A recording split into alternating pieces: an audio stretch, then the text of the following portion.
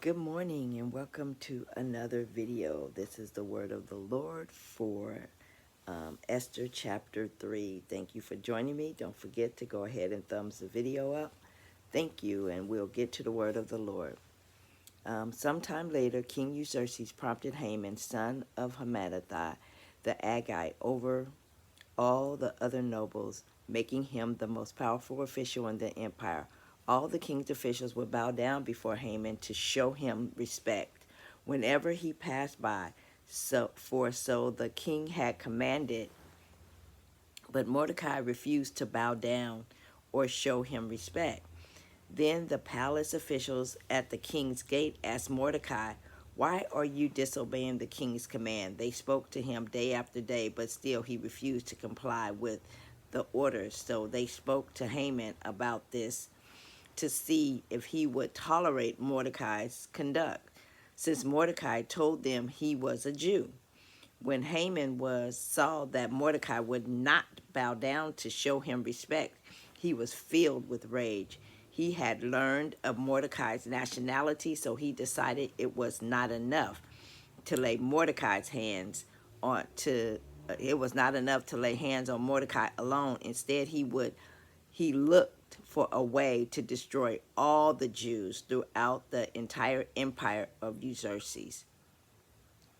So in the month of April, during the 12th year of King Xerxes' reign, lots were cast in Haman's presence. The lots were called Purims to determine the best way and month to take action, and the day selected was March the 7th, nearly a year later. Then Haman approached King Xerxes and said, "There is a certain race of people scattered throughout the provinces of your empire who keep themselves separate from everyone else. Their laws are different from those of any other people, and they refuse to obey the laws of the king. So it is not in the king's interest to let them live. If it pleases the king, issue a decree that they be destroyed, and I will give 10,000 large sacks of silver to the government administrators to be disposed in the royal treasury." The king agreed, confirming his decision by removing his signet ring from his finger and giving it to Haman, son of Hammedatha, the Agagite, the enemy of the Jews. The king said, "The money and the people are both yours to do with as you see fit." So on April 17th, the king's secretaries were summoned, and a decree was written exactly as Haman dictated.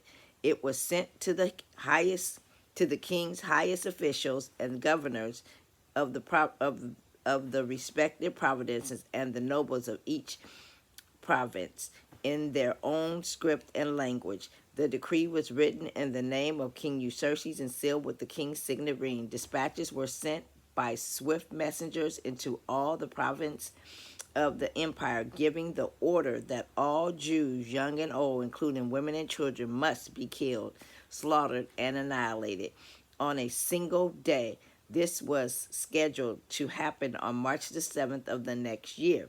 The property of the Jews would be given to those who killed them.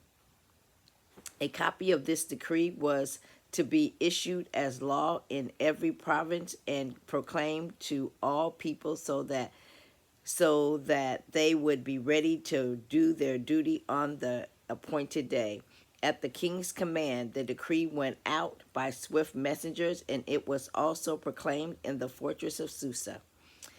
Then the king and Haman sat down to drink, but the city of Susa fell into confusion. Thank you for joining me. That is Esther chapter 3, and stay tuned to find out what happens through all of that. So thank you for joining me. God bless you. Don't forget to thumbs up the video and come back for the next installment, which will be Esther chapter 4. God bless you. You have an awesome and an amazing day. Be blessed, my friends. Bye-bye.